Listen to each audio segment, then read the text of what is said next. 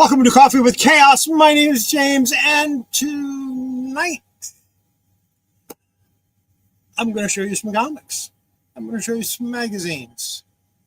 I'll show you some other stuff too.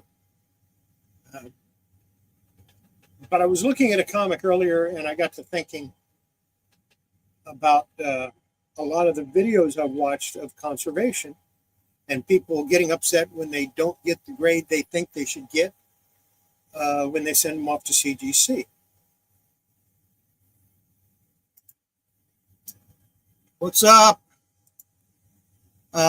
And what I'm talking about is those people that they get the comic back and they've cleaned it, they've pressed it, and they've gotten it to where they think it looks perfect. They send it off and it comes back cover clean. And they get upset because it's conserved instead of, well, actually, cover clean should not be conserved. If it gets to the point where you can tell the cover was cleaned, that's restoration, in my view. Now, I clean a lot of comics, and not just the ones I show. I clean every comic that I press, and I press a lot of comics, 28 comics a week, sometimes more, sometimes a little less. Most of the time, it's more. And that is conservation, but it's also restoration. And the reason I say that is when I clean a comic, I can't put the dirt back on. I can't take that comic that that was where the whites were a little bit dingy or maybe a little bit yellow, and now they're bright white. I can't return it to that bright or that dingy yellow stage. So that's restoration rather than conservation, because you're taking something out. But that's not a bad thing, because sometimes it is. Sometimes when it goes too far, you've damaged the fibers of the paper. And a lot of these people that are doing this don't even know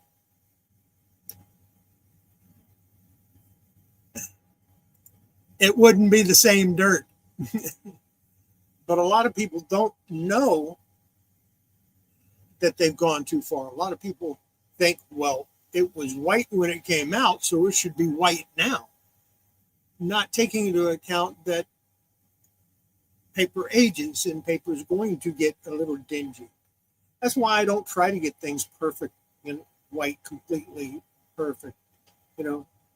If the interior pages are cream, if I get them to be a creamed off-white color, I'm perfectly happy. I don't need them to be white. The only pages I need to be white are the ones that are in modern comics, where you have that glossy paper. Those are most comics from 1990 to present. Well, actually, let's go back further to about 1985 when they started doing the different types of papers. Most of those papers are still white. They don't get dingy and yellow like the newsprint does. Now, they still did newsprint right up into the 90s. But a lot of that is, there's still white pages. If you get a 1990s comics and the pages are creamed off white or cream color or tan, just toss it in the garbage. It's not worth, it's kind of not worth messing with.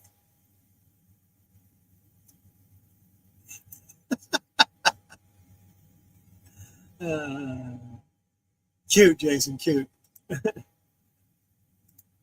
But my point is, all conservation to a point is restoration. Not all restoration is conservation. Conservation means you have done something to the book or to whatever you're working with that has increased its life expectancy, such as giving it a calcium hydroxide bath and then adding a little methyl cellulose to put that sizing back in, because that will make the paper last longer. Therefore, that is conservation. Conservation makes it last longer. Restoration makes it look pretty. That's to me, that's the way to differentiate. So anyway, I got some comics to show. I've got one that I'm going to show right away. I just got it a couple of days ago. Told you I was going to get it, but I didn't tell you what it was. I screwed up. I got it for a really cheap price, and I didn't pay close enough attention to the picture. My fault, not the seller's fault. I'm not going to try to return it. It's Archie's Girls, Betty and Veronica, number 320, first appearance of Cheryl Blossom. What I didn't notice was all these blue dots and these blue stripes on Veronica and Betty. That's blue ink. I'm looking at another copy that's going to be about 2 to 3 times as much as that was. So yeah, that wasn't fun. Then of course I have a box here. It's about 2/3. It's a long box, about 2/3 of its comic. I've got some magazines in there, and I've got some other stuff in that box too. But we're going to start off with what I pressed this week, because why not? And then I've got some other stuff. I couldn't find all of my Strange Tales. I knew where number 1 was, and I know I've got 2 through 11. I don't know where they are yet, so I'm still looking. But I'll go ahead and show you that anyway. Or Savage Tales, excuse me. This one, I know where it's at all the time. The other one's not so much. This was an expensive book. The other one's not so much. So I'll show this again once I find the other 10. I know I've got them somewhere. It's just a matter of where. So maybe I'll find them by next week, and I can have a Savage show a lot of Savage stuff. We're going to start off with from Eclipse Comics, Valkyrie number 1. This is the second series number 1. It's got a Brent Anderson cover. It's from July of 1988. I have both number 1s. I have the first series number 1. I have the second series number 1. I need to get the other 4. The 2 and 3 of the first series and the 2 and 3 of the fourth series. Yes, it is. First appearance of Man-Thing. Sure is. Beat Swamp Thing by a month. Next up, we have Captain Victory and the Galactic Rangers number 1 from 1981. Of course, Jack Kirby did the cover. And I have a couple of these in here. This one has a red mark on here, so this is a little bit lower grade. We've got The Phantom, number 39. This is from 1970. Pat Boyette cover. I think Pat Boyette might have done all of the Phantom covers for Charlton. Geriatric Gerbils, number 3 from 1986. There you go. Now, I'm going to open this one up and show you something. This one went through a flood. It stuck to the backing board. And as you can see, it was damaged.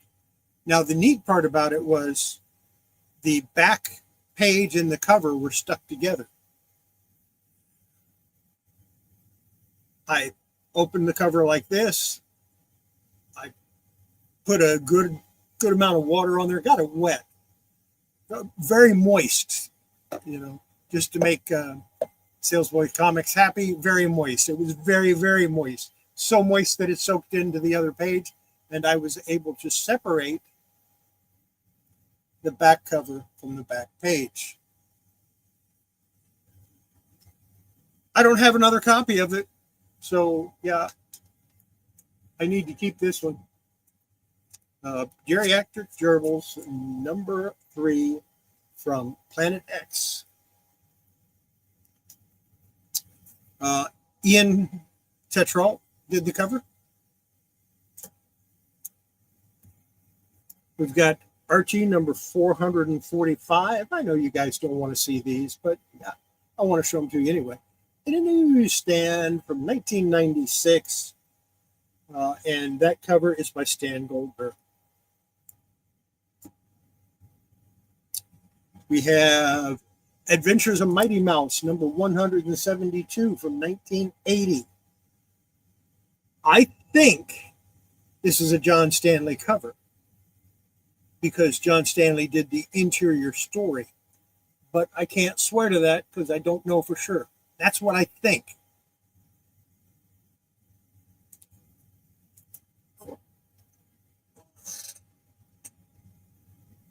Now we've got,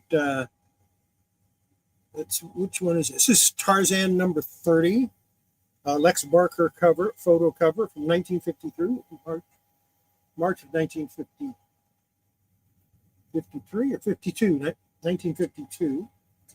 And let's see what's on the back. We got zebras on the back. Now this one, as you can see, it has lines that go straight across. That is in the paper. That is not something I can remove. That those creases on that line, yeah, that's the way it was when it went into the when it came out of the printer. And of course, they were so worried about quality control back in the 50s, they just let air go through. You've seen this one before. I went ahead and I finished the press on it from 1974, a Man Wolf number, or Creatures on the Loose, number 32, John Romita cover. You saw that last week when I showed all my Creatures on the Loose and Tower of Shadows. We have Sad Sack Army Life Today from 1975. This is number 59. Before it was Sad Sack Army Life Today, it was just Sad Sack Army Life. Not that that's important. George Baker cover, September of 1975. Good stuff. Here's Tarzan number 213. This was the DC comic that I pressed for that week. From 1972. And of course, Joe Kubert did the artwork on the cover.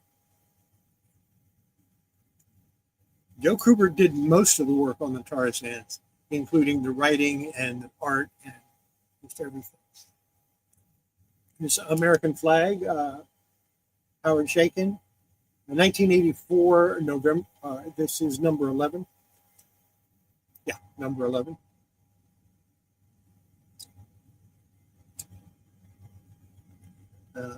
This next cover, I just think this is a cool cover. It's from 10 Buck Comics.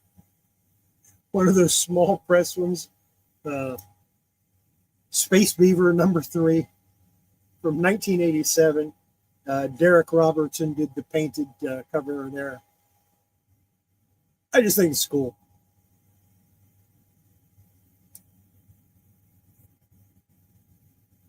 We've got Silly Hands.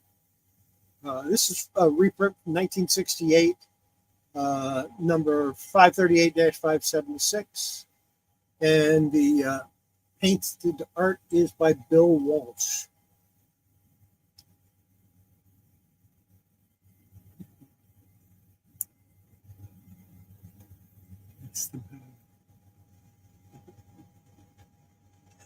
Yeah, probably.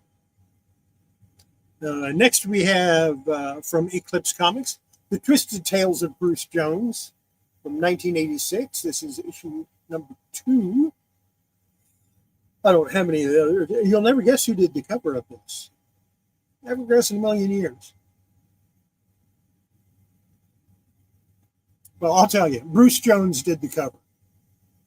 I don't understand.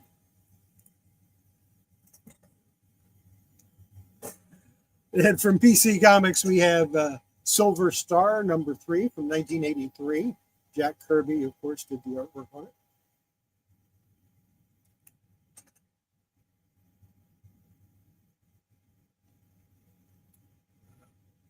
The Phantom, number 48 from 1972.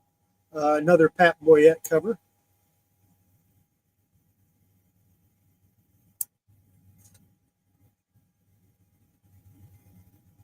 There's another newsstand Archie. This is number 446 from 1996.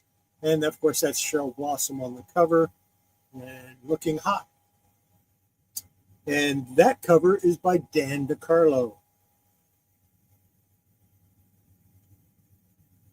And Dan DiCarlo is a lot of the reason why I collect Archie comics. Got Flash Gordon, number 26 from 1979. I think this cover might be by George Wilson, but I couldn't find any proof of that. I couldn't find any verification. So I'm marking it down as unknown. I think it might be George Wilson, because George Wilson did a lot of painted covers back then.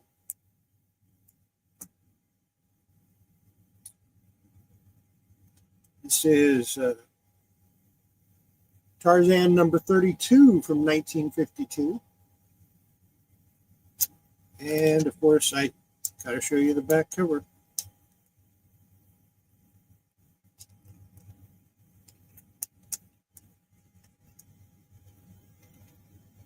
That's Tiger.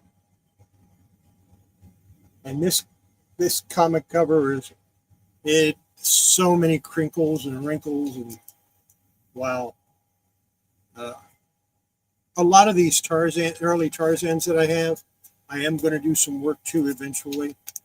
But I just wanted to get them pressed and flat for now. And then I'll go through them later and decide which ones I want to work on, which ones I don't. Next, our favorite barbarian of all time. Forget Conan. Forget Kull. Forget Arak. None of them are important. This is the barbarian of all, the greatest barbarian of all time. Of course, I'm talking about Sergio Aragon's Gru the Wanderer. This is number 15 from 1986. And if you don't like Gru, well, I'm sorry for you. And of course, Sergio did the cover.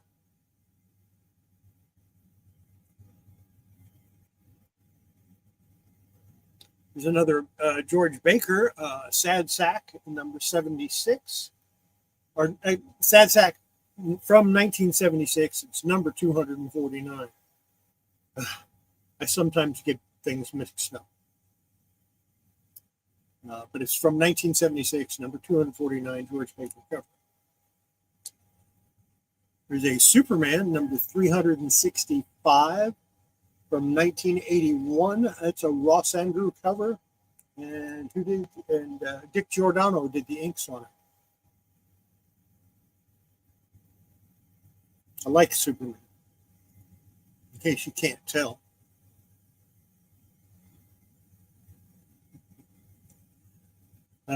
I want to get this whole series. I read through about half of this and went, I need all of these. This is Nervous Rex number 7 from 1986, William Van Horn cover. Of course, it's written by William Van Horn, and it's just great stuff. Nice white cover.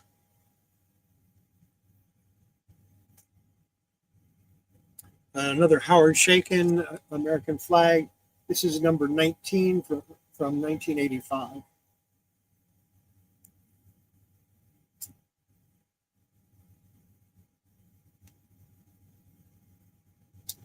This is number 543, 556, House in the Woods, Classics Illustrated Junior, 543-556.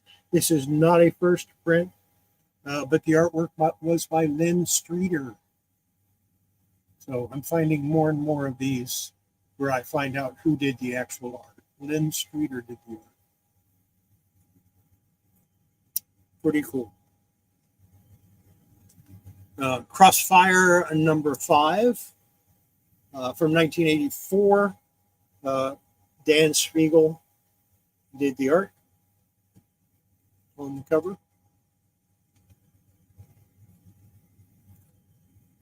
Yeah, it's just,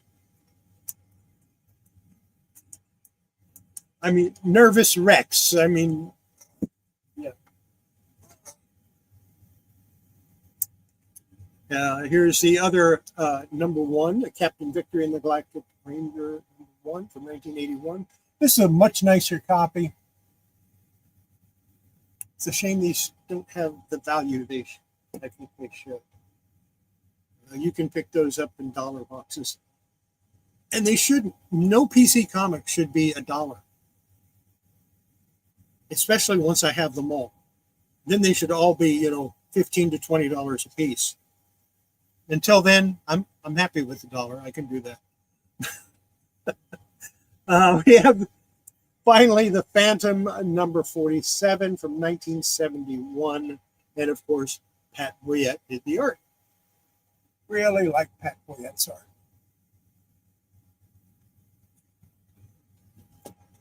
And that is my comics that I pressed that I'm showing. I probably did more than that, but I'm just going to show 28. So, do we want to see what's in the box, or do we want to see what's in the box behind me? What's in the box behind me is mostly magazines from my collection. That some of them I need to put in magazine bags. This is the stuff that I got last Wednesday, and I didn't want to show it last week. Yeah, a lot of them did. I think my pressing, I think what gives it that really good press is after the heat press and it cools down anywhere from 4 to 8 hours, cool down, whatever I feel like doing at the time. After that, it goes into like a 30-hour cold press. So once it's pressed, it's going to stay that way. I haven't had a reversion in a year and a half, about a year and a half since I had a reversion, since I started doing the long cold press after the hot press. So, long box, magazine box. Which one do we want to look at first?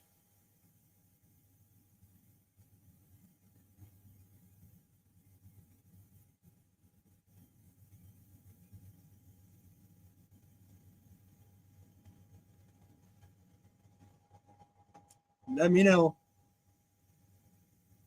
If you leave it up to me, I'm just going to grab something. I might mix them up. I don't know. Long box. Michael wants to see the long box. Okay, we'll do the long box. We're going to start with what's in the bag. Okay. These were part of what I got in the long box. And the first one is a naked bionic woman. I think I have an extra jumpsuit. Of course, I have a bionic woman that's complete. But like I said, I think I have that extra jumpsuit. So I'll put that jumpsuit on her. And I'll fix up there. I'll show her again next week. I'm going to fix this mess that's part of her hair and see what we can't do with that. Next up, I have two. I'm going to show them both at the same time.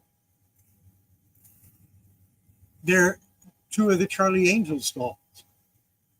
And again, I'll fix up their hair and I will probably wash their clothes and then I'll show them again next week.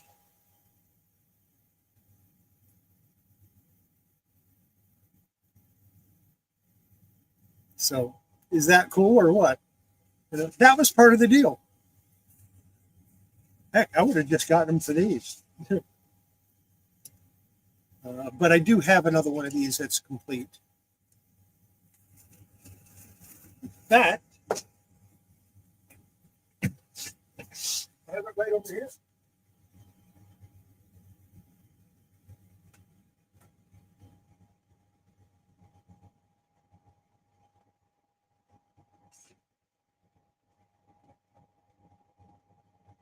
Got all her bits and pieces.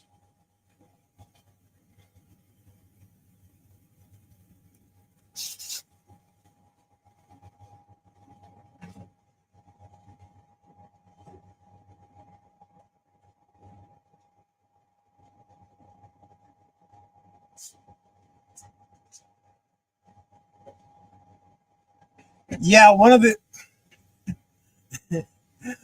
the angels is missing.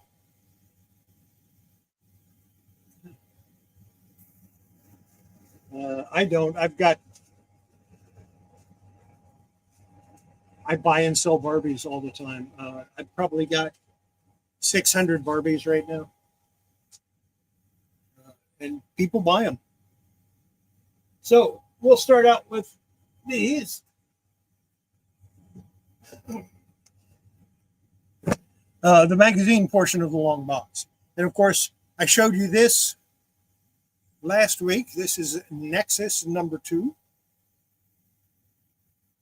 which, yeah, it's got water damage. I'm just going to straighten it out and clean it and press it. I'm not going to try to get it. I'm not going to go crazy on it. And number 3. So I have all of the large Nexus, the original 3 Nexus. And this one I won't be able to press. Oh, yeah, I can, because it comes out. It has the record. I guess someone took it out to play it. But it's cool that it's in there. And I have to remember when I press this to take out that. Next up, we have, who did this? Whose signature is that?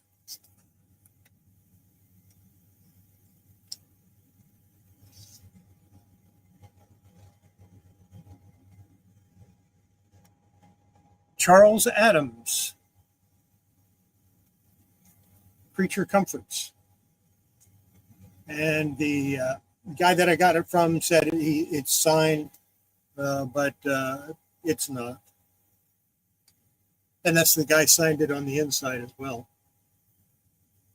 And I don't think he did. That's printed because there's no bleed. It's printed on there. But I'll still check it under my microscope later on. A lot of these have water damage. ElfQuest number 1. So these ElfQuests, I'll probably go ahead and give them a bath and see if I can't get some of this water damage out of them. Number 2. Unless I already have a copy. Number 3.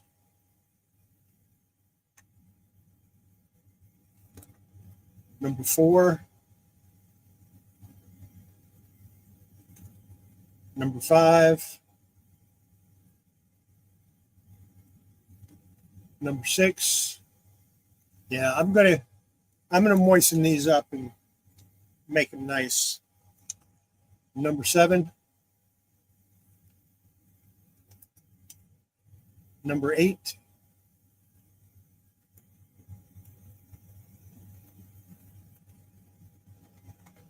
Number 11.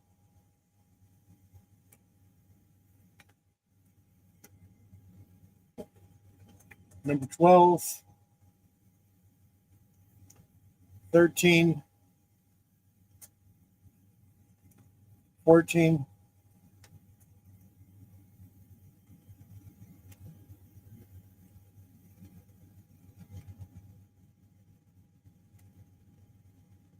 'I have a number 9 somewhere. Here's number 15.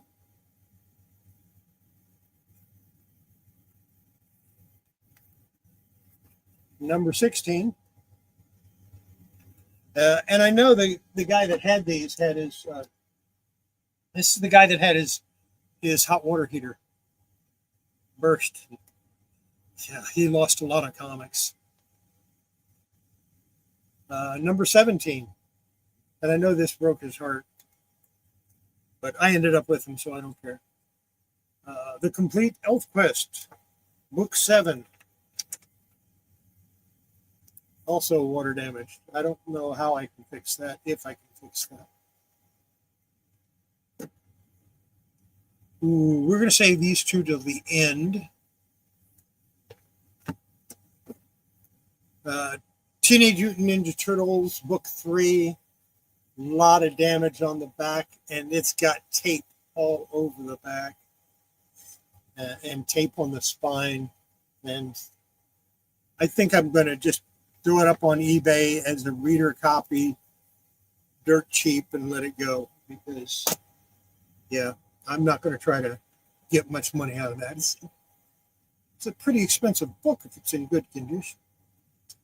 Marvel graphic novel number 3, Red Star. I do have another copy of this. Jim Starlin.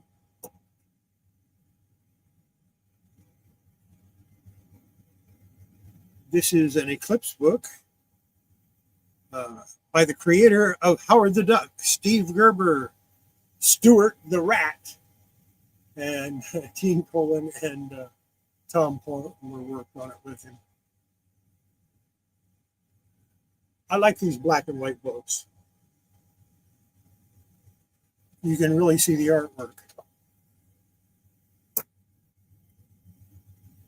I have the cover to Warriors of the Shadow Realm Weird World Super Special number 12. That's it. I just have the cover. I wonder where the book is. A Distant Soil, Knights of the Angel.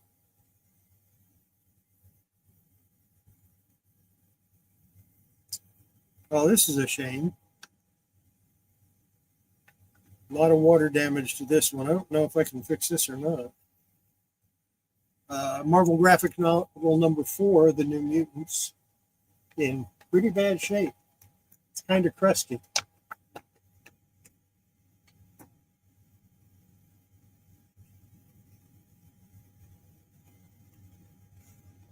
Marvel Super Special Magazine, number 21, Conan the Barbarian. Missing the back cover. Magazine's there. The cover's there. No back cover. Bummer. I think I have a copy of that already anyway. It's like a Boris cover. Might be Frazetta. Marvel Super Special number 24, The Dark Crystal. Unfortunately, the cover is detached. We will fix that. I don't think I have this in my collection, so we're going to fix that up.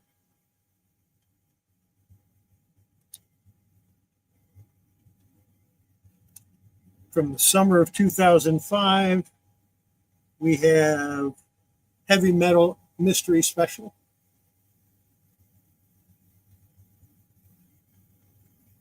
And the ones that I said I'm going to put at the end. I love these books so much. Asterix and the Normans.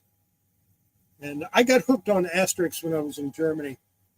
And I had 2 copies of some of them. Some of them were in German, and some of them were in English. I don't know what happened to them. And then Mansions of the Gods. And this one I've never read. I read the other one before. This one I've never read. I guess we know what I'll be doing later on. All right. Let's get to some comic books. In no particular order. Hang on, there's something else.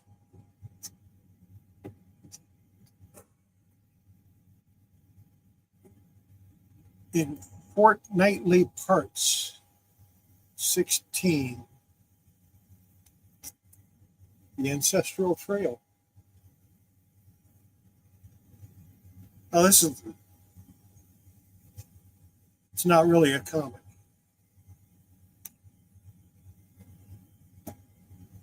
Okay. We want to see some comic. So that's what we're going to do. We've got Superman, Man of Steel number 23. Number 24. Number 25. And because 10 or 15 copies of this aren't enough, this is the Turok of 2018. Doomsday Clock number 1. I don't know, a dozen copies. Oh, yeah, this is the reason I bought the box. I wasn't going to buy it. But then I saw these and I thought, yeah, okay, I'll take it. Conan the Barbarian number 5. It's going in my collection. Number 6.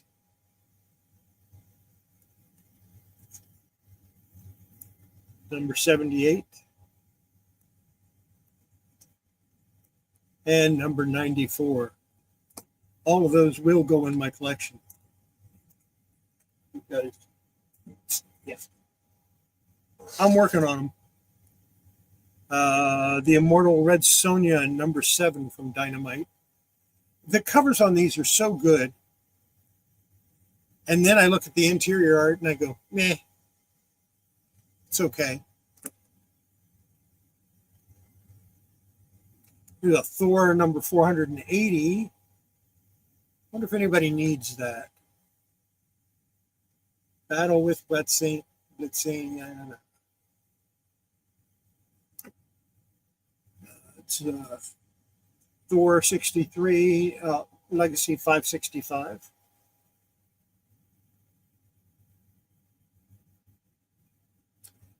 Oh, no. No, those Conans are going in my collection. They'll go real good with my 1, 2, 3, and 4.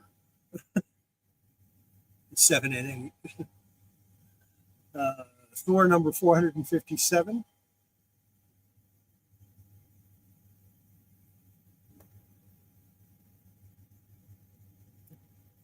Number 467.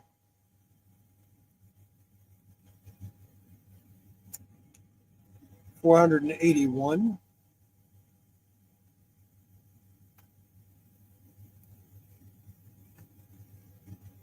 From 1996, number 494, Thor, still $1.50. It's still too much. Green Lantern, number 81. You know, I don't know if I have that or not. I'll find out when I check it. Special X-Men Anniversary, number 50. Oh, yeah, this is that.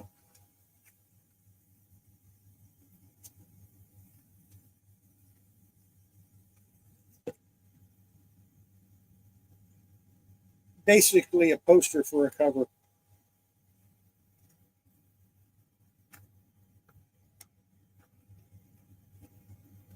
That's X-Force, by the way. X-Force number 50. We've got Incredible Hulk, number 439. Adventures of Superman, number 500. I have almost as many of these as I do Turok number 1, but I like these.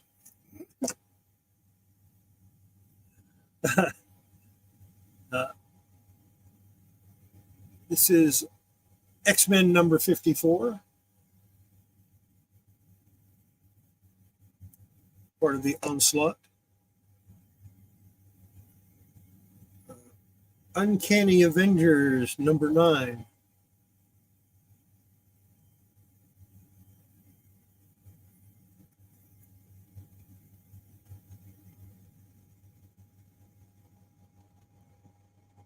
Avengers number 2.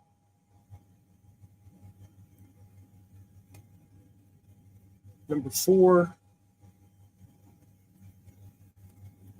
Number 3. Star-Lord Annihilation Conquest #1.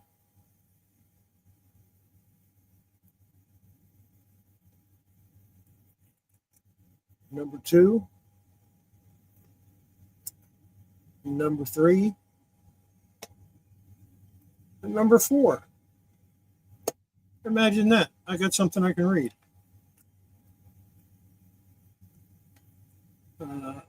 Hulk Annual #19.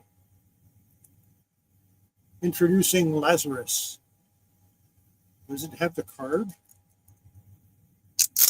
A lot of these plastic is broken open and the card is missing.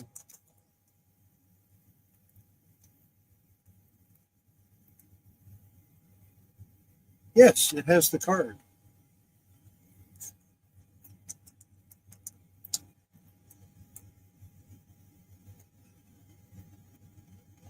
Wizard presents the Max 1/2. And it has the certificate with it. Catwoman Annual #1. Batman 96. I think I have that cover. Wonder Woman Black and Gold #6. And #4. The Legacy of Superman #1. I have 3 or 4 copies of that, but don't have a newsstand, so this one's going to go in my collection. I don't have a newsstand copy.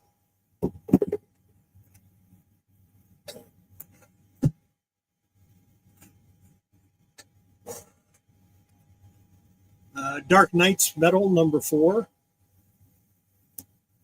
and #6.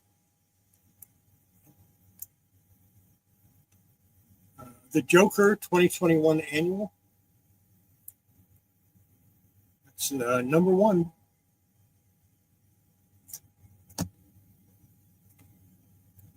Robin Zero from the 0 Hour. I think most of the 0 Hour stuff is in there.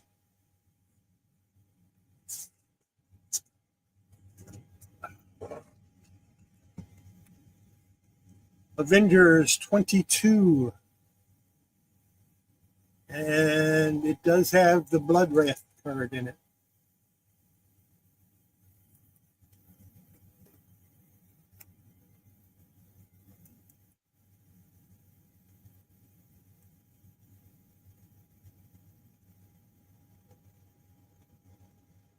Yeah, Avengers Out of Time, I guess is the name of it.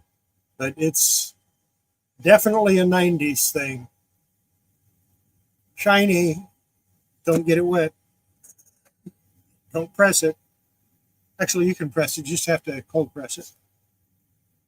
Detective Comics 664. Kelly Jones artwork on that. I do like Kelly Jones art. I like the way he writes or draws Batman.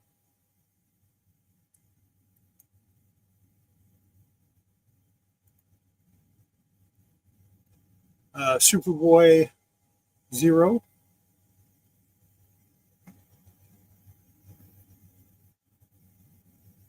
Silver Surfer Requiem.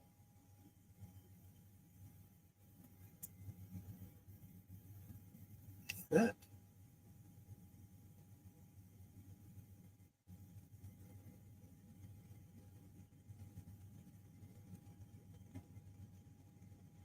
I'm looking to see if it has the cover artist.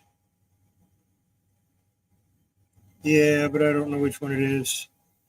Anyway, Sinister War #2. It lists about 15 different artists for the covers, so that means it had a bunch of covers. Marvel's Eye of the Camera. I've been wanting to read this series, so hopefully most of them are there. That's #1. And #3. So I guess I won't be reading it. The Scorched, Todd McFarlane. He's good. I mean, he's a good artist, but Personally, I think he's a little overrated. Just, I mean, there are much better artists out there.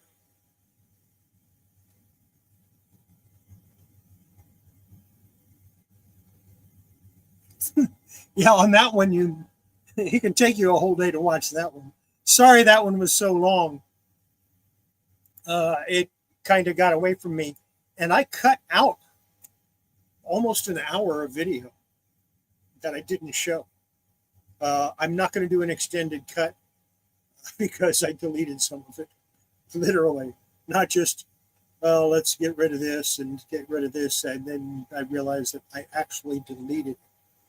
So the next one, the one that's coming out Friday, I've already finished filming, or I've actually finished the comic. I'm just waiting. It's in the press now. So all I have to do is do the reveal. And that should be a much shorter video because I'm only going to do one.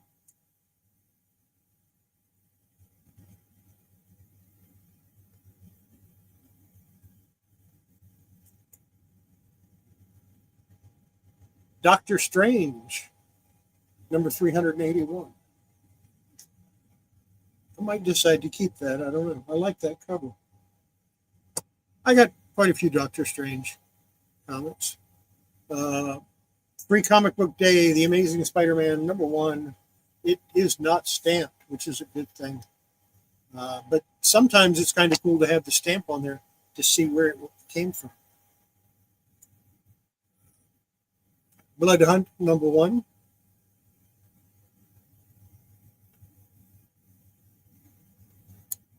Uncanny X-Force, number 18, second print.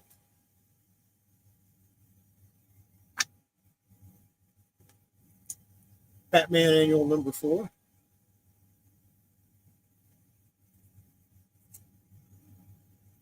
Nightwing, number 72.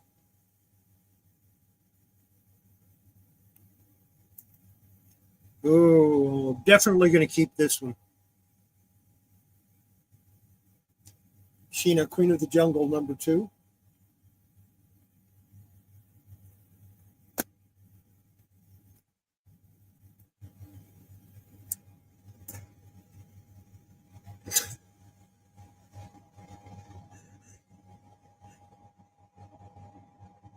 I didn't lose it. It's back there on the floor. It landed flat. X-Men 54. Showed one of those earlier.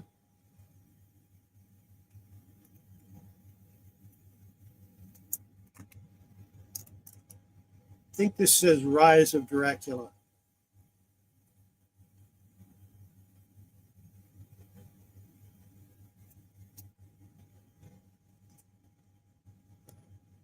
Marvel Knights Hulk, number 3.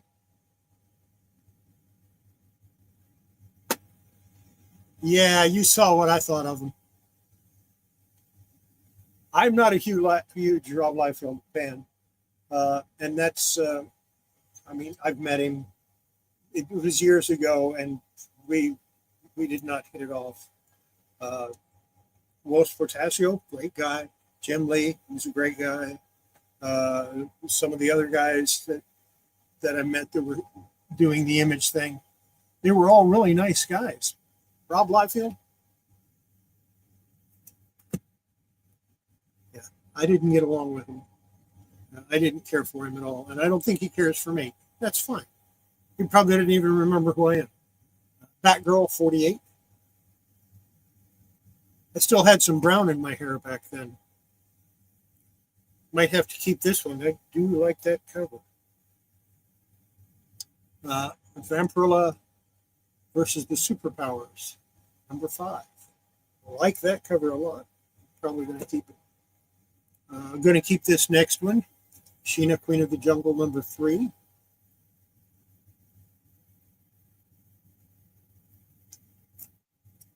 Yeah, but you eventually got that FF card.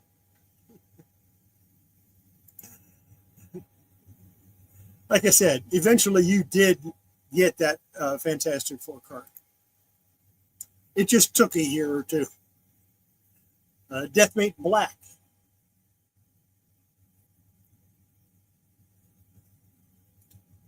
First appearance Book.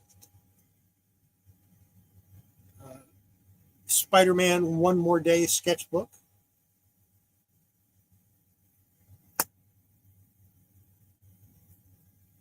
Marvel's Eye of the Camera #6. So that's 3 of them. I think I have some other ones laying around somewhere. Shattered Heroes. The Invincible Iron Man #510.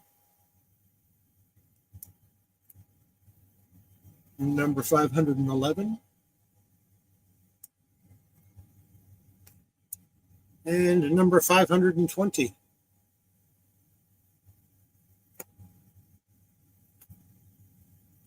Catwoman #20. I'm missing this one. I have to keep that one.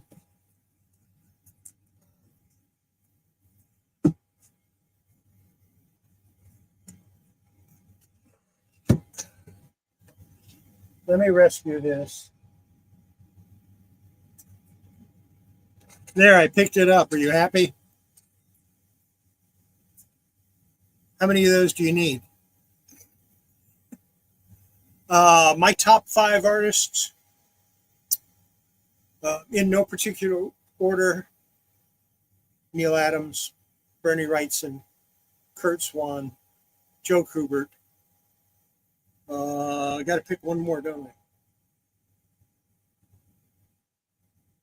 I'm going to say Mike Kaluta, because I love his shadow, the DC shadows from the 70s. So, yeah, I would pick those 5 for my top 5. That's Bronze Age, late Silver, Bronze Age stuff. I just really like it. But there's my top 5 artists, probably 200.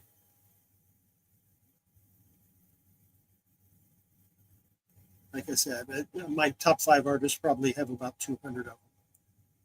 Because, you've got Jesse Marsh, you've got L.B. Cole, you've got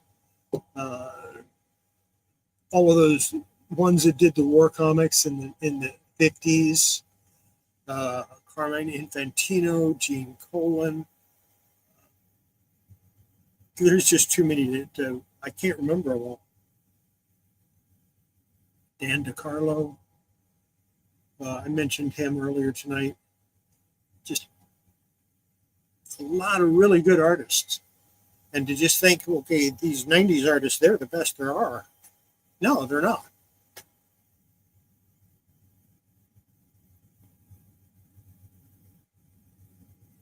For horror, you got to go with Bernie Wrightson. He was the master. DC Rebirth Holiday Special.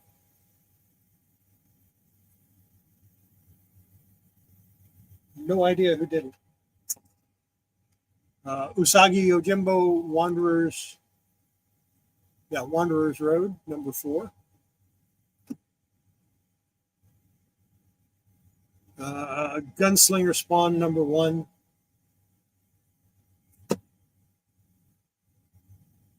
Batman the Dark Knight #16. Is that part of?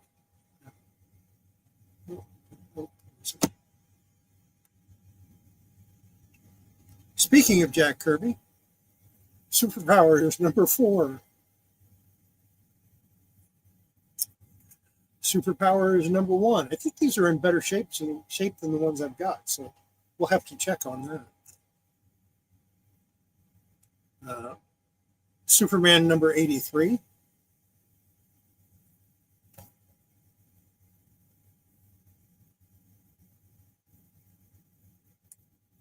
Space Warped #2.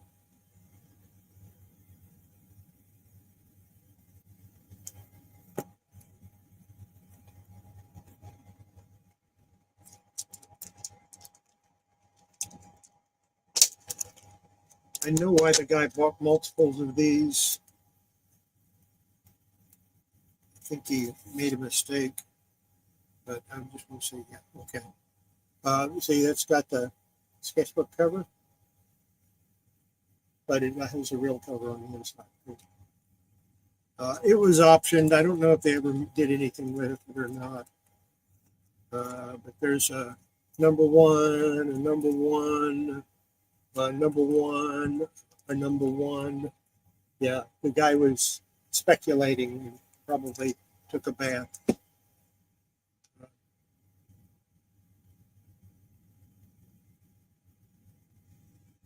There's a bang number one.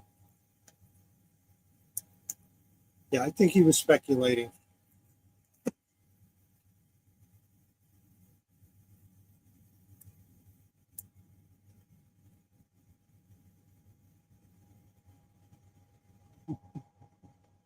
Oh, yeah. Uh, there's so many. I will make a list of my favorite artists from different eras or different decades and see how that runs. So don't be surprised if some people that I really like aren't on it, because I'm going to do my top 5 artists from the 40s, from the 50s, from the 60s, from the 70s, from the 80s, from the 90s. And yeah, we'll do that. I think that would be good, but I only want to do 5. So it's not going to be easy. Because there's so many good artists. You know, Jim Steranko from the 60s. Is anybody going to argue with me that Jim Steranko wasn't one of the top artists in the late 60s? I don't think so. John Romita, John Buscema, Sal Buscema. Here's Stronghold number 1. Analog number 1, analog number 1, analog number 1, analog number 1, analog number 1. I'm sure this guy, yeah. Detective Comics number 1001.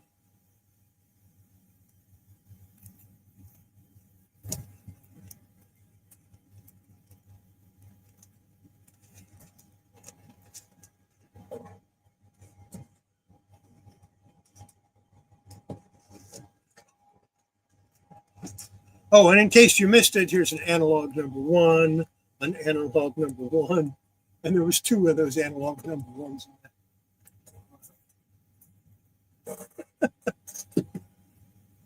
there. We got droppage.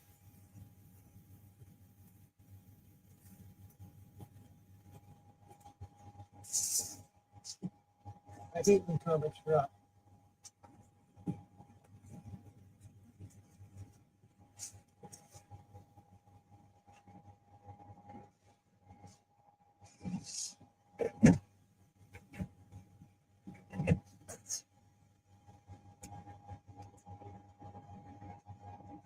This is Pirate Queen number 1. Motor Girl number 1 by Terry Moore. I'm going to have to read that. I like Terry Moore. Uncanny Avengers number 6. Uncanny Avengers number 8. Number 7. Number 8. Number 3.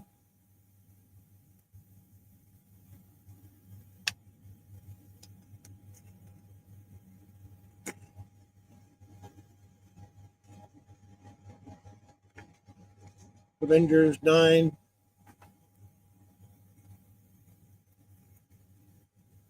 Well, check that out. Go Power Rangers! Got somebody's autograph on it.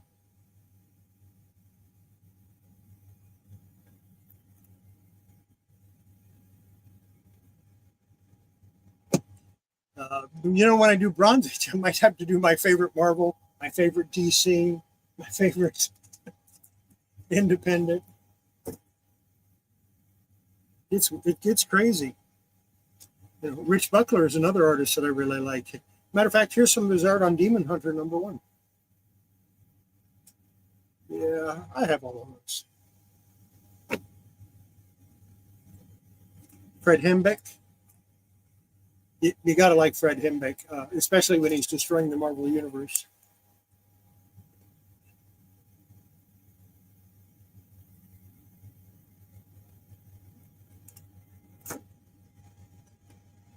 Take it easy, Michael.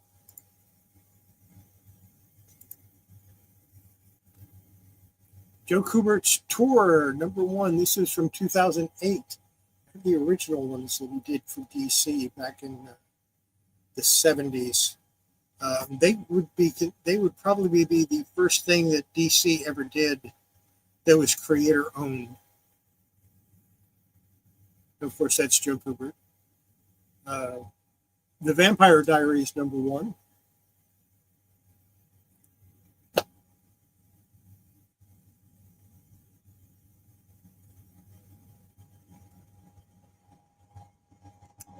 That's a thick book. Oh, it's a Panini comic. Wolverine #264.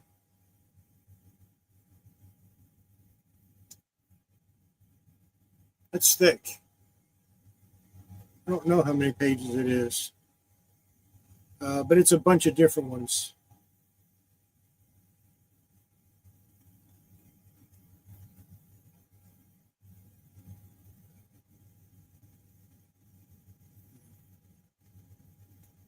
Pretty thick book. Free Comic Book Day, Infinity.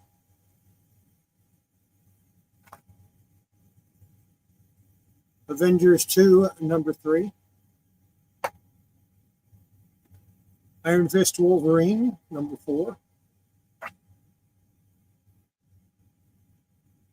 Wizard Zero, Avengers. Wizard Avengers 0.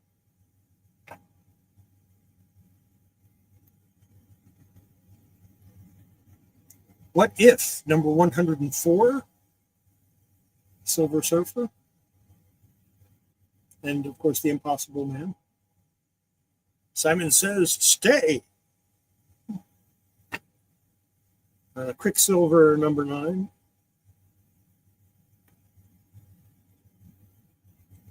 Son of M, #6.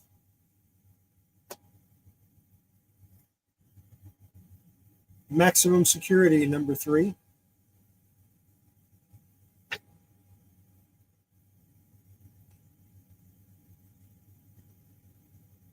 The Defenders, #4.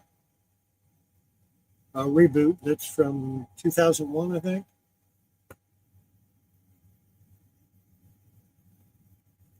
Wolverine 98.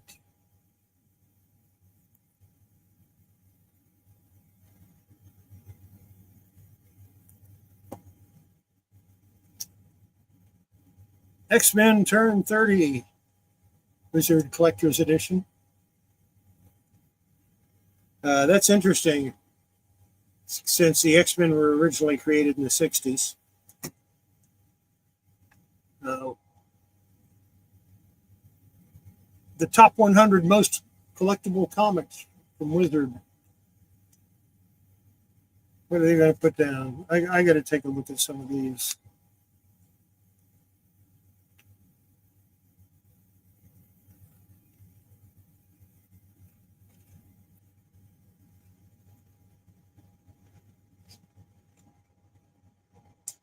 The top 100 comics.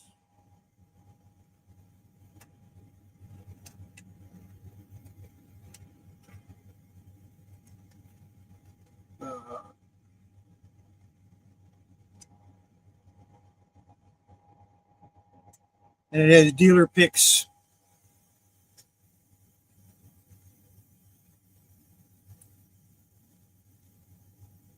Most of them have Detective 27 and Action #1 in the top 10.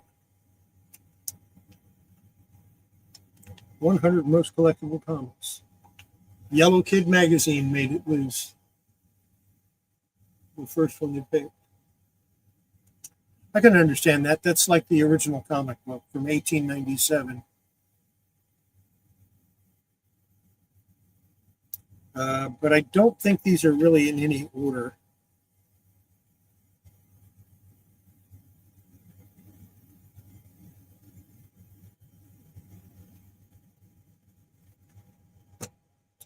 Wizard #26. We got a lot of Wizard magazines. Way too many of them.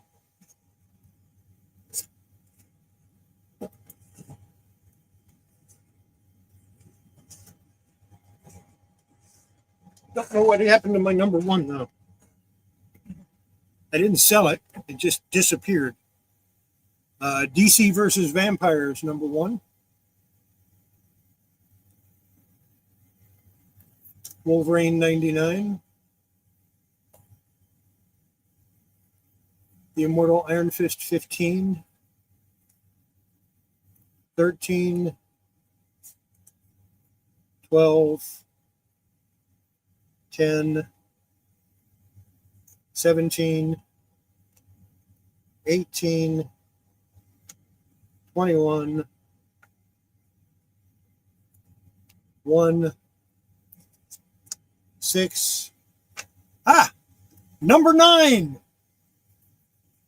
We got a number 9. The Spectre, number 39. X-Men 2099. Nice Ron Lim cover on that.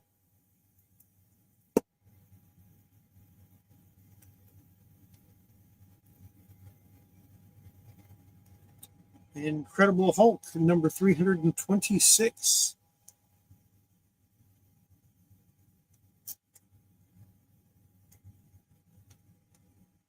Deathstroke the Hunted, number 0. Conan the King, number 24. Yeah, I remember Wizard.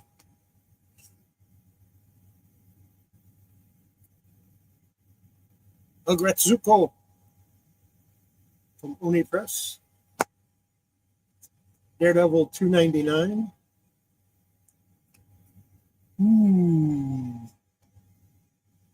Ooh, I like this. I wonder if I have these. I don't know. Showcase presents the Doom Patrol, number 94. And number 96. I don't know if I have those. Justice Society of America, number 11. Excalibur 35. Wraparound cover.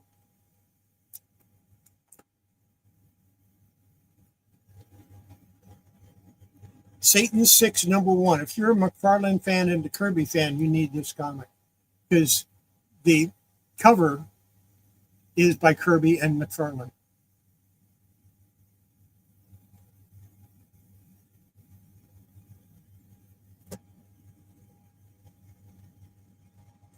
Satan 6, number 3. Number 2. Blood Syndicate, number 1. It's a good book. All of the Milestone comics back in the 90s were good. They just didn't sell very well. And I wasn't buying them. I went to a convention.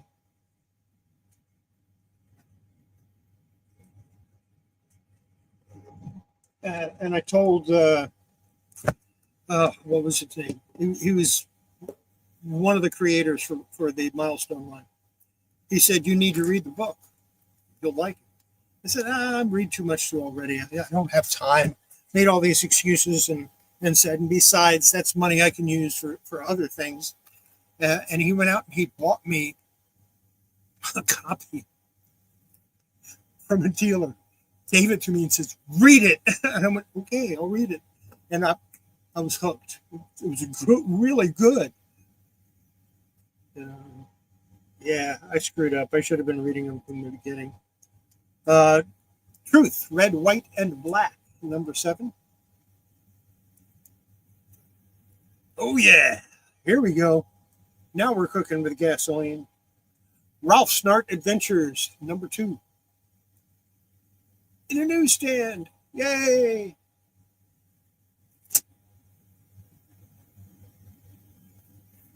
Daredevil 300. 233. More good stuff. Look at this. Dinosaurs for Hire. And it has a parody of your favorite collectible, Turret Hunter of Dinosaurs.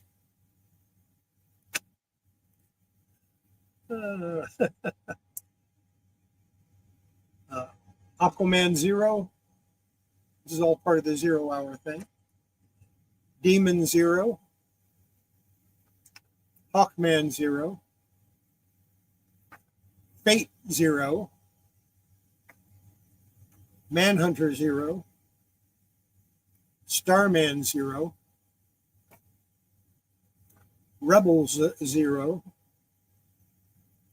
Xenobrood Zero. Primal Force Zero. Bishop number 3. Bishop? How'd that get in there? Death's Head and Die Cut number 1. Bishop number 2. Bishop number 3. Sleepwalker 25. How anybody could sleep with that cover. More shiny goodness from the 90s. The Savage Dragon versus Teenage Mutant Ninja Turtles number 2. And Vanguard number 1.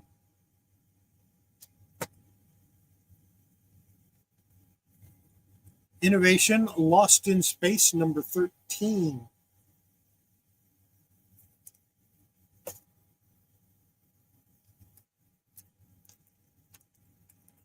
Splitting Image number 1. And number 2.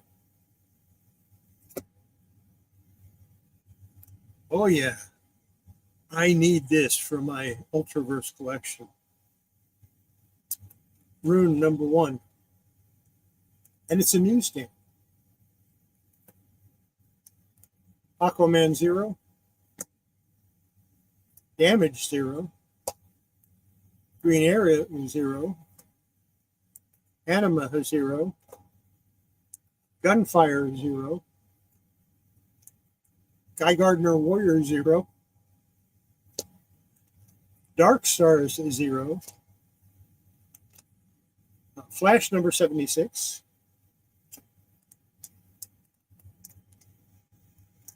The Man of Steel trade paperback by John Byrne and Dick Giordano. Oh, crap. It's water damaged. Hopefully it's not a first print. Nope. Third printing. Okay. I'm fine with that. It's a third print, so it doesn't matter. I think I have a first print somewhere anywhere. Anyway. And Luna Snow, number 1. That's the end of the long box.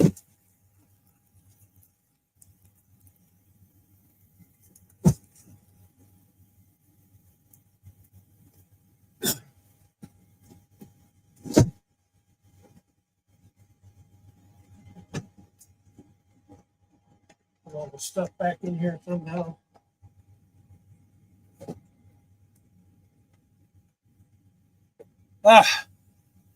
Coffee time.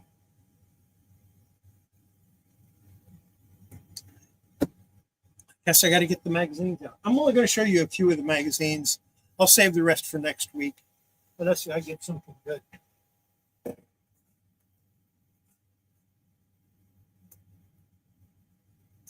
I'm not going to show you a whole bunch. And next week we'll be doing Savage something. I don't know what yet. It's going to be a Savage show. The whole show will be Savage. Okay, you might get a kick out of these. These are magazines. We're going to start out with Vampirilla number 12.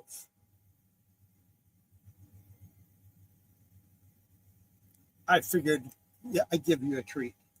I don't have a lot of Vampirilla magazines. I'd like to get them all, but it's expensive because people are wanting $20, $30 a piece now. What's up, Coach? Vampirilla number 35.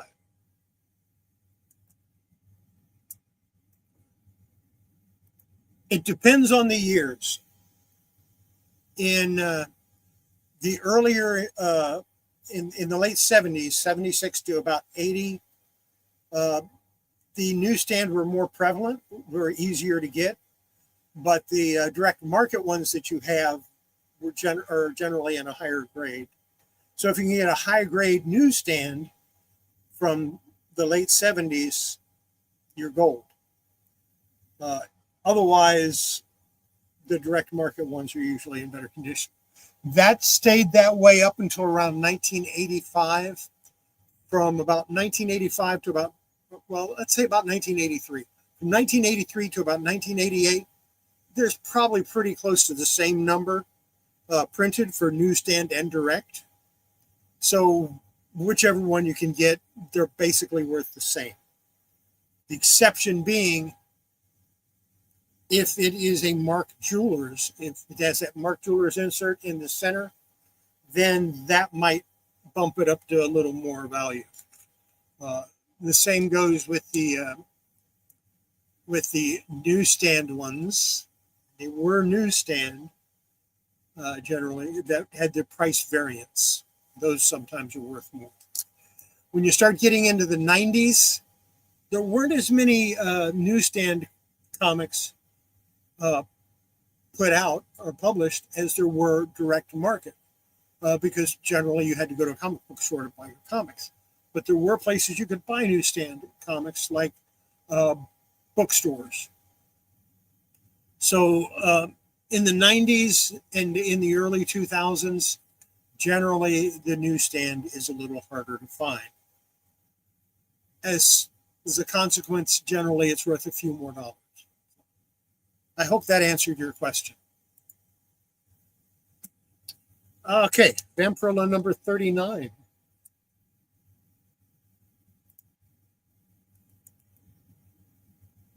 Awesome covers. Number 40. I really need to sell number 40, but I haven't decided which one is in better shape. And I hate parting with any Vampirilla.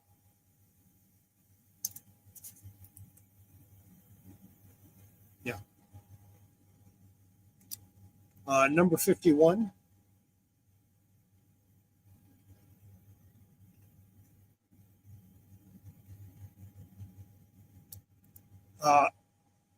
Actually, you can start with 1990, actually. There were fewer newsstands in 1990. And by the time the year 2000 rolled around, there were very few newsstand comics. They still had them, but not very many. Yeah, grocery stores sometimes had them. Depended on the store. Here's number 53.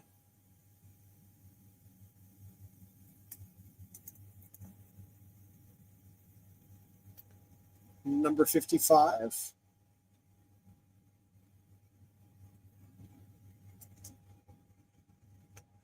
Number 60.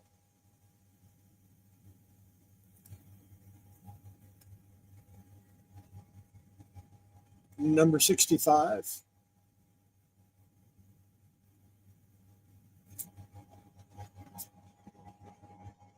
Number 69. Photo cover.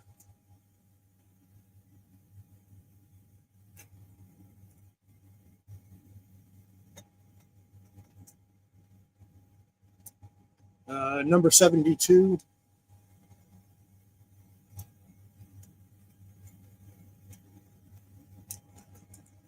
$75.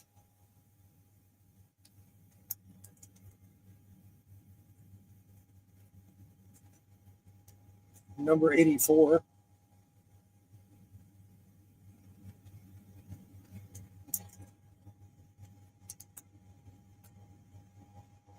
$86.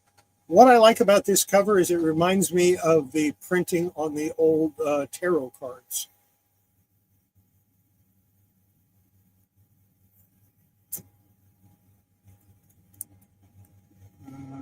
This is number 101.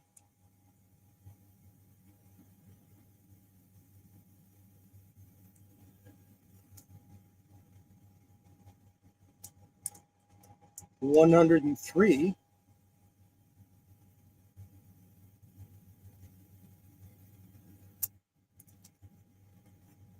And number 110. And that's all my Vampirellas. Well, not all of them. I have Vampirella comic books, but of the magazines, that's all I've got.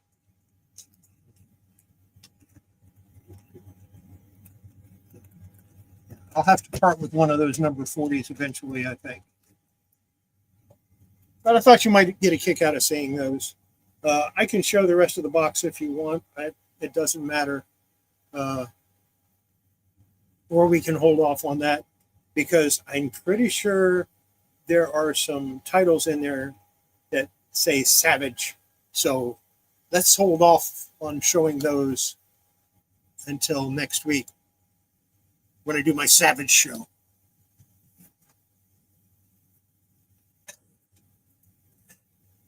But there are a few things in here to show you. Yeah, you might be a kick out of it.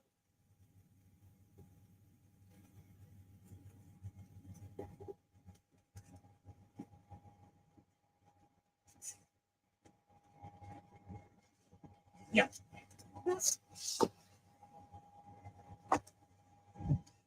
Like Howard the Duck, number 1. There you go. Yeah. We like Howard the Duck, right?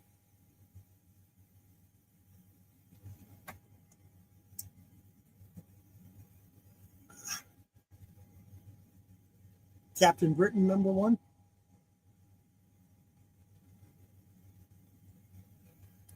I think I have a number 2 somewhere also.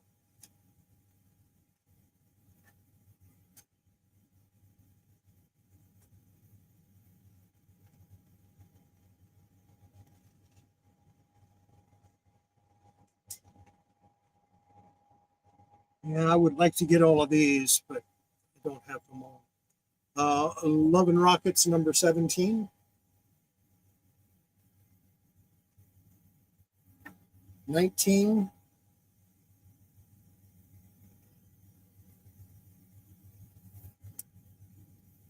20.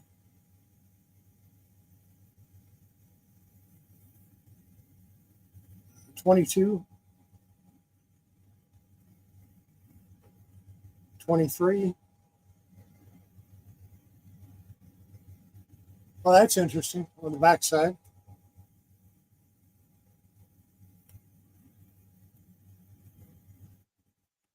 24. I've had these for ages too. Number 26. 27.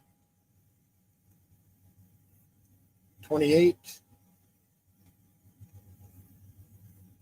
29.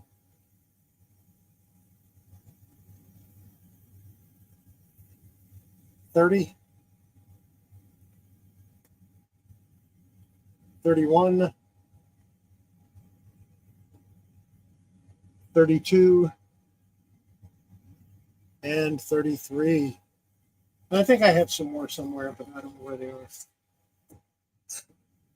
So I think that's going to be it. I'm not going to show you anything else. I'll show this one more time just because people like to see it.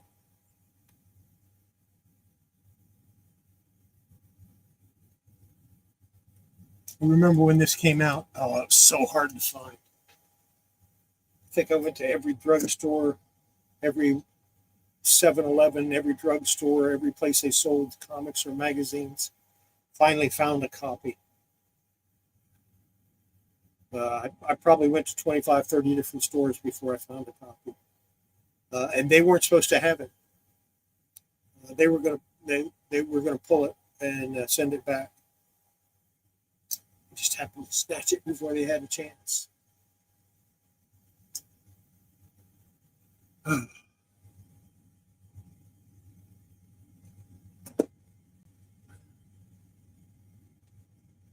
an interesting week. Uh, I don't see a need to slab my comics. I do have a few that are slabbed. I bought them that way. Generally, when I get them, I end up cracking them out. Uh, I like to read my comics. I don't think slabbing comics improves the value of them. It certainly doesn't do any more for a comic as far as preserving it than putting it in a Mylar sleeve. So I don't generally slab. I've never sent one in to get it slabbed. As far as grading comics go, do I really want to trust somebody that's been grading comics for 5 or 10 years or maybe 20 years when I've been grading comics since the early 70s? I'll put my grading skills up against any grader, uh, and probably I'm more harsh.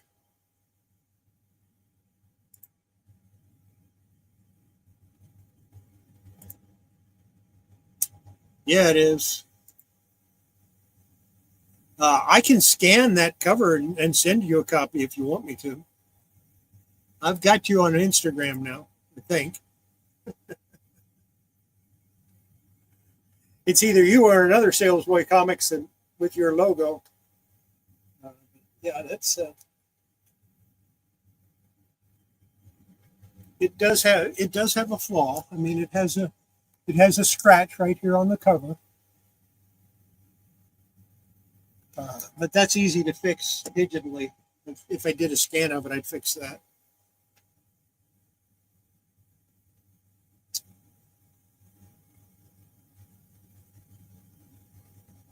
Yeah, it's not that I don't like them; it's just I can't read them. How are you supposed to read a slabbed comic and enjoy it? People say, "Well, you can read it online. You download it digitally and read it that way." No, no, it's not the same. You don't get the tactile feel. There's a reading comics. You get the visual, you get the feel of the comic, the smell. I mean, it's just, yeah.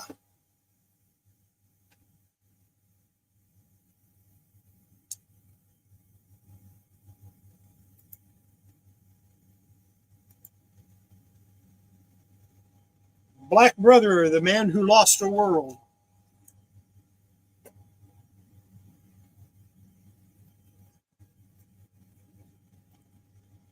But there's, I mean,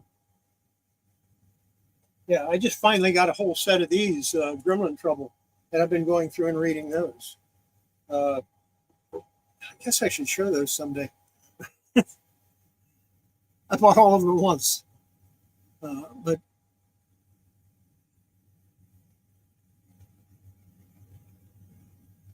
yeah, well, I sell comics too, but and there's a lot of what I showed tonight that'll probably go up for sale. I either sell it on eBay or I sell it, on YouTube. Or I used to sell on YouTube.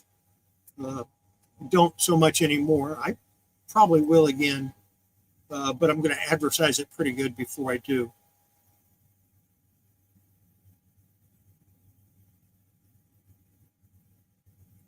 Oh, okay.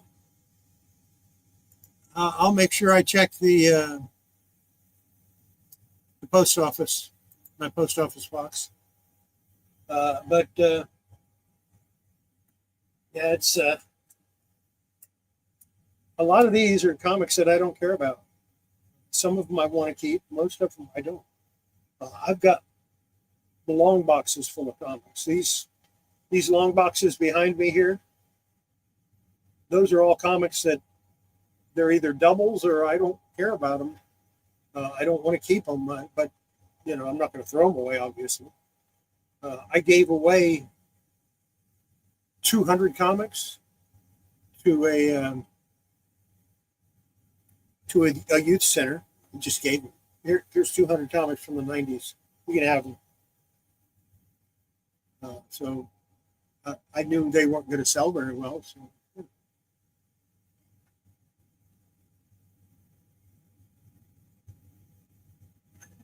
Make your t-shirt.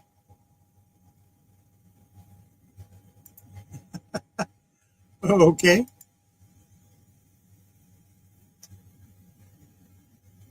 But yeah, it's fun. I like comic books. You know, I've been reading comics since I can read, and I learned to read when I was about 4 or 5 years old. So I've been reading comics since 1958, 1959. Yeah, I'm an old fart, but it's I don't know how to describe it. But when I sit down to read a comic, especially like a Silver Age comic that I read back many years ago, I flash back to when I was a very young child sitting on a curb in front of a 7-Eleven with a 5-cent Slurpee and my two comic books that I bought for a quarter allowance. Yeah, I flash back to that time. And those memories are precious to me. So that's that's one of the things I don't like about comic books that are sealed in plastic so that you can't get to them. You can't read them. You can't touch them. Most of the guys, well, most of you here know I bought a Lois Lane #1. I'm going to do some conservation work on it because it has a spine split. But I'm going to wait until I'm a little better at fixing that sort of thing before I work on it. So it's still sealed in its tomb, but I will be breaking it open. And when I finish it, when I get it conserved and I get it put back together, I'm not going to send it in to get regraded. I'm going to put it in a Mylar or in an OPP.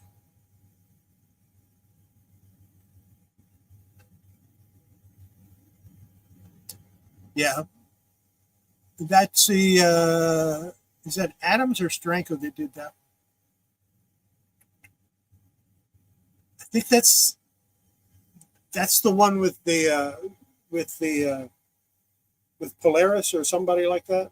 I know it's like a green and red, and yeah, I know which one you're talking about. I keep having people tell me all the time, "Well, you should sell that comic; it's worth a lot of money." No, I'm not selling my Action 252. My favorite story about that comic was like a week, maybe 2 weeks after I got it, a guy comes in and he's all happy and everything. I finally got one. I said, "What'd you finally get?" And he shows me the reprint of Action Comics 252. And I go, "Oh, yeah, I've got that." He went, "You do?" I went, "Oh, yeah. You want me to show it to you?" He went, "Sure." So I go in the back. I had a store. I go in the back, I get it, I bring it out and say, "See, I have it."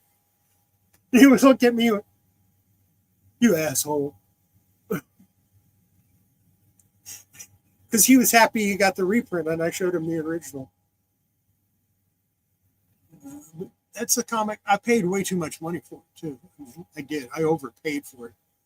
Of course, it is a lot. It's worth a lot more than I paid for it.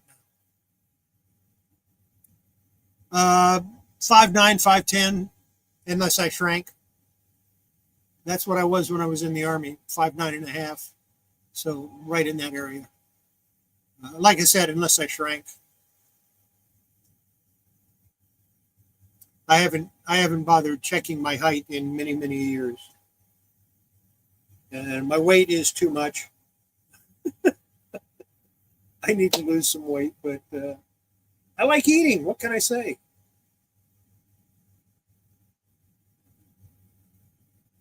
But I'm healthy. So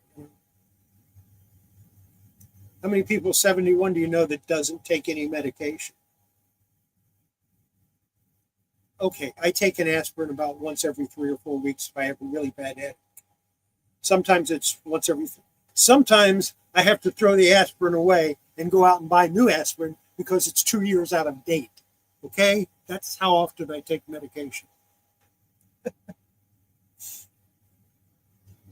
I buy the little bottles because I can't. I don't use it that often.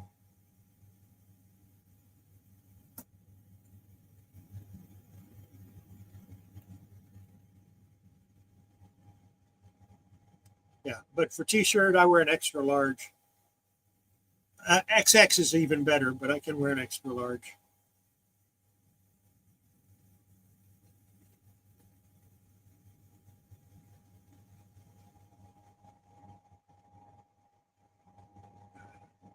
But I've got so much stuff running around. Like I said, the Batman Masterpiece Edition, that's complete. It has the comic, it has the hardback, it has the toy.